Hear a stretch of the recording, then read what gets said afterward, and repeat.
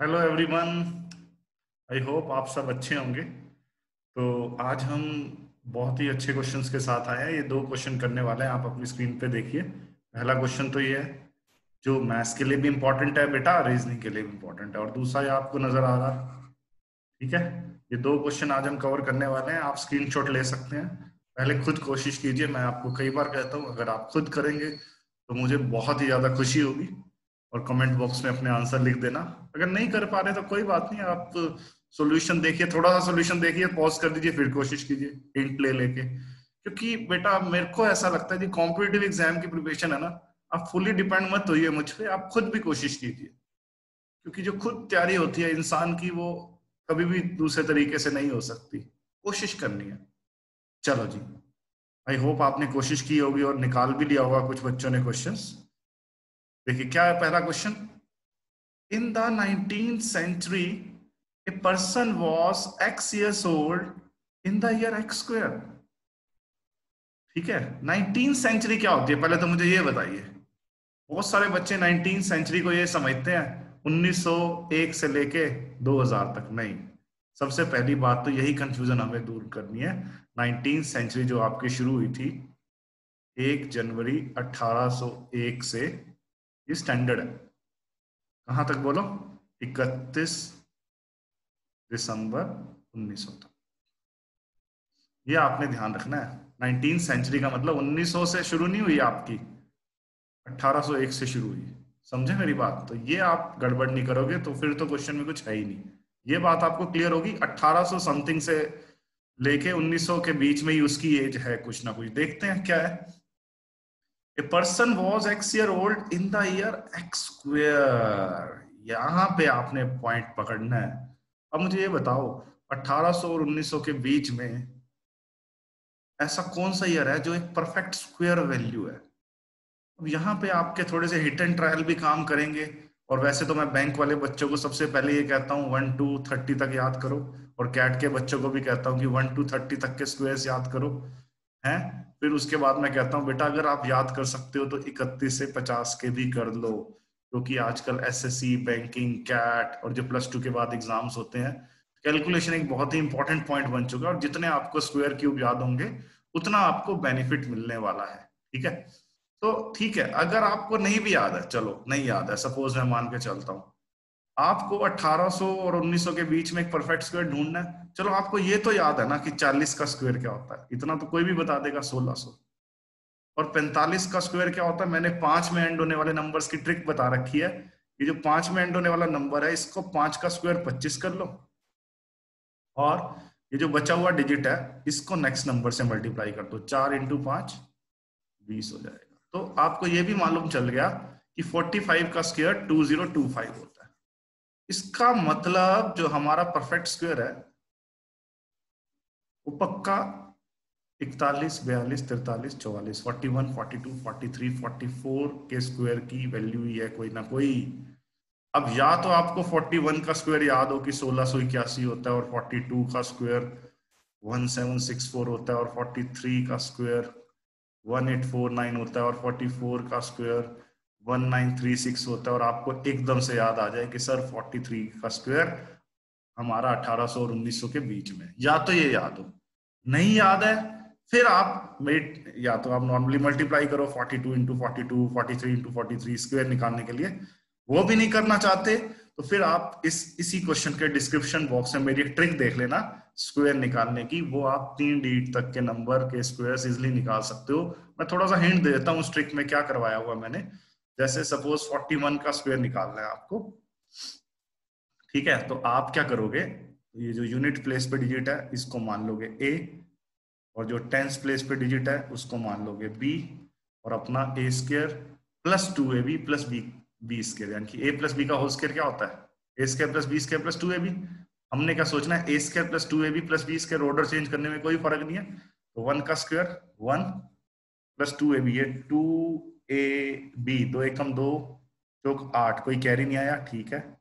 और 4 का स्क्वायर 1681। ये ट्रिक मैंने बता रखी है। चलो एक और निकाल के दिखा देता हूँ, यही 43 निकाल के दिखाता हूँ। आइए, 43 का स्क्वायर यानी कि जो यूनिट प्लेस पे है उसको मान लो आप ए, माइंड में। और जो बचे हुए प्लेसेस पे डिजिट बन रहा है, डिजिट या तो सिंगल डिजिट होगा या 3 डिजिट का नंबर होगा, तो 2 डिजिट का कोई नंबर बनेगा। यहाँ तो सिंगल डिजिट 4 है। अब फॉर्मूला लगाओ, ए स्क्र 3 का स्क्वायर 9, फिर 2ab 2 3 6 24, 24 का 4 रखा, 2 कैरी आ गया, और फिर 4 का स्क्वायर 16 और 2 18, 1849 हो गया। अच्छा, कोई बच्चा कह रहा है सर 3 वाला भी करवा के दिखा दो ना आप इसी ट्रिक से। चलो मैं 3 वाला भी एक करा देता हूँ, फिर इस क्वेश्चन पे दोबारा आता हूँ। कोई कहता है कि सर आप 123 का स्क्वायर निकाल के दिखाओ इस ट्रिक से। ठीक है जी, मैंने आपको क्या कहा, यूनिट डिजिट वाले को तो ए मान लो, और बचे हुए प्लेसेस पे जो डिजिट्स बन रहे हैं उनसे जो नंबर बन रहा है उसको बी मान लो। अब 2 डिजिट बन रहे हैं, 12 बन गया।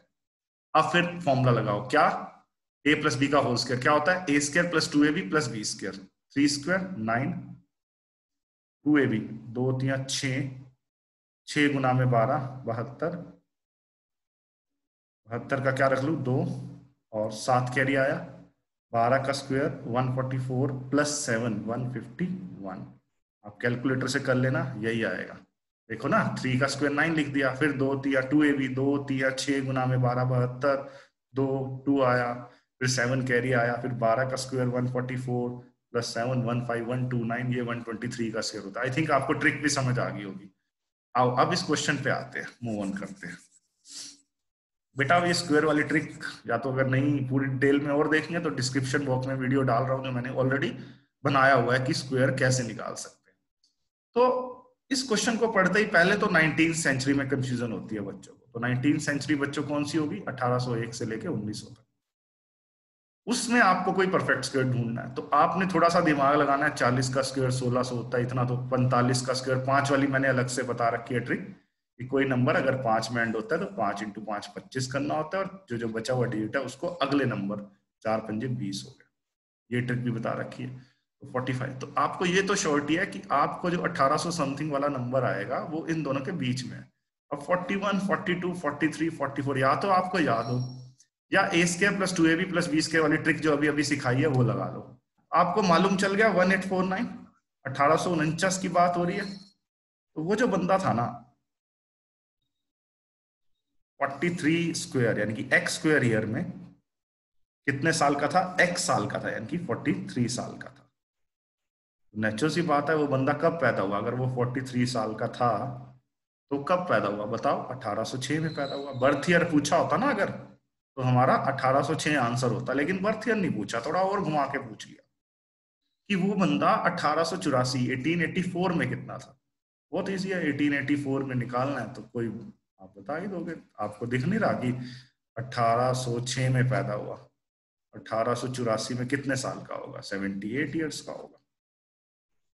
ये हमारा आंसर हो गया। तो इस क्वेश्चन का आंसर 78 ईयर्स। ऐसे घुमा फिरा के बहुत सारे आए हुए हैं। अभी मैं सेकंड क्वेश्चन भी कराने वाला हूँ। बोलो समझ आया। सबसे पहला काम आपको 18वीं सदी में, 19th सेंचुरी में, सॉरी, आपको 19th सेंचुरी में वो ईयर ढूंढना है जो कोई परफेक्ट स्क्वायर है। वो आपको पता लगा 1849। फिर आपने कंडीशन पढ़नी है, एक्स स्क्वायर ईयर में, मतलब 1849 ईयर में, 1849 में वो एक्स साल का ही था, यानी कि 43 साल का ही था। ठीक है ना, 43 का स्क्वायर ही तो होता है ना 1849। तो वो बंदा 1806 में पैदा हुआ। बर्थ ईयर पूछा होता तो 1806 होता आंसर, लेकिन 1884 में एज पूछी हुई है, तो 1884 की एज क्या होगी, 1806 में क्या ऐड करके 1884 आता है, 78 साल। यही हमारा आंसर हो गया। ठीक है, अब अगला करोगे कोशिश। अब अगला मेरे से पहले करो यार, बहुत ही अच्छा लगेगा मुझे। चलो करो, शाबाश। ये वाला क्वेश्चन आपके सामने है। इसके लिए आपको क्यूब याद होने चाहिए। क्यूब भी मैंने आपको कई बार क्लास में बताया बेटा। जो मेरे पास CAT, banking, SSC, after 12th के जो बच्चे आते हैं, अलग अलग कॉम्पिटेटिव एग्जाम के, रेलवेज के भी आते हैं, तो मैं उनको यही कहता हूँ कि 50 तक के स्क्वायर याद करो, शुरू में 30 तक के स्क्वायर और बाद में 50 तक के स्क्वायर। और क्यूब में मैं क्या कहता हूँ कि 20 तक के क्यूब याद कर लो, और फिर याद हो जाए तो 30 तक के क्यूब याद कर लो। अगर क्यूब याद है तो फिर कुछ है ही नहीं। अब पहली बात तो 18th सेंचुरी। अब आप बताइए, 19th सेंचुरी तो 1800 समथिंग वाली थी, अब 18th सेंचुरी कौन सी होगी बताओ। वही 1 जनवरी 701 से लेके 31 दिसंबर 1800 तक। मानते हो मेरी बात? ये तो मैंने आपको बता ही दिया अच्छे से। अब हमारा जो नंबर है 18th सेंचुरी में जो नंबर है वो क्यूब की बात हो रही है, in the year Y cube. अब मुझे बताओ 1700 समथिंग में कोई क्यूब होता है? बताओ, बहुत इजी है, क्यूब तो आपको याद होंगे यार। 12 का क्यूब होता है 1728। 20 तक याद कर लो पहले, फिर 30 तक। 11 का क्यूब क्या होता है? 1331। 13 का क्यूब क्या होता है? 2197। ऐसे बेटा याद करने हैं आपको, तो आपकी बात बनेगी। नहीं तो क्यूब वाली भी मैं ट्रिक, मैंने वीडियो बना रखा है, इसी वीडियो के डिस्क्रिप्शन में मैं क्यूब वाली ट्रिक भी डाल दूंगा, ठीक है? वो मत आप घबराओ। लेकिन इतनी ट्रिक्स मत नहीं याद करो, 20 तक वैसे ही क्यूब याद कर लो और फिर बाद में 30 तक कर लेना। आपको ये मालूम चल गया कि वाई क्यूब ईयर कौन सा हुआ? 1728। कौन सा ईयर है? Sun, sun Y cube, year Y cube, ठीक है? सन 1728, ठीक है? 12 का क्यूब होता है, यानी कि ये बंदा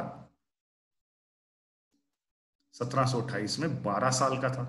इसका मतलब पैदा कब हुआ ये? 1716 में। अगर बर्थ ईयर पूछा होता ना इस भाई का, वो 1716 होता, लेकिन बर्थ ईयर नहीं पूछा हुआ। पूछा हुआ है Y cube plus Y year में उसकी एज क्या होगी, मतलब प्लस वाई, वाई क्यूब तो ये है ही, प्लस वाई यानी कि प्लस 12 और, यानी कि 1740 में उसकी एज पूछी हुई है। तो 1716 प्लस 1740, अब जल्दी बताओ आंसर क्या हुआ? 24 साल। तो बेटा ये question CAT, SSC, banking, even maths और रीजनिंग दोनों के लिए बहुत इंपॉर्टेंट है। और भी 12th के बाद जितने कॉम्पिटिटिव एग्जाम है उन सब में भी कभी ना कभी ऐसे घुमा फिरा के आया हूं मैं। इस क्वेश्चन का मेन एजेंडा क्या था कि आपको स्क्वायर क्यूब याद होने चाहिए। अगर आपको याद है तो फिर तो क्वेश्चन में कुछ है ही नहीं बेटा, ठीक है जी? अगर आपको मेरे वीडियोस पसंद आ रहे हैं तो हमारे चैनल का नाम है कमल हितेश बजाज एप्टीट्यूड, इसे ज़्यादा से ज़्यादा लाइक कीजिए, सब्सक्राइब कीजिए। कुछ फेसबुक पेज भी हैं, maths by Kamal Bajaj, English by Hitesh Bajaj, Bajaj coaching centre. और मैंने आपको कई वीडियोस में अपना नंबर दिया हुआ है, वहां से आप नंबर लेके अपने डाउट्स व्हाट्सएप कर देना। Thank you very much, take care, bye bye.